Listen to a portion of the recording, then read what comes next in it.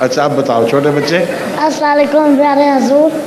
میرا سوال ہے جب نماز پڑھتے ہیں پھر بیل یا فون آتی ہے تو اٹھنے کی اجازت ہوتی ہے؟ اگر بیل ایسی آ رہی ہے کہ بیل بجانے والا پیچھے ہی نہیں چھوڑ رہا تو نماز توڑو, دوبارہ پھر شروع کرو. جی. اگر گھنٹی بجانے والا, کئی لوگ ہوتے ہیں فون بجا کرنے والے, وہ پیچھے نہیں چھوڑتے, ٹور لگائی رکھتے ہیں. اور کئی دفعہ میرے دفتر میں جاتی ہے تو بہت مجھے غصہ آ رہا ہوتا ہے.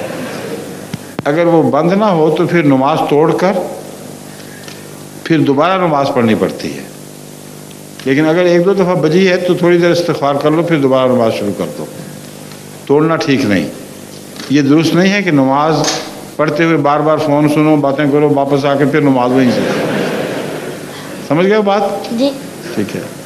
اور کوئی اور کمرہ نہیں ہے تمہارے پاس فون کے علاوہ؟ جی. ہر گھر میں بعض ایسے کمرے بھی ہونے چاہیے جہاں فون نہ ہو اور لوگ وہاں نماز پڑھا کریں.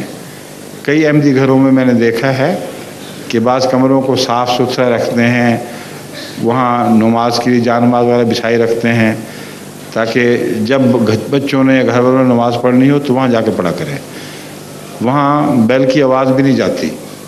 تو اگر توفیق ہو کسی کو تو اس کو چاہیے کہ اپنے گھر میں بھی چھوٹی سی مسجد بنا لے. اور اگر ضرور فون والے کمرے میں پڑھنی ہے تو جو میں نے طریقہ بتایا وہی ہے.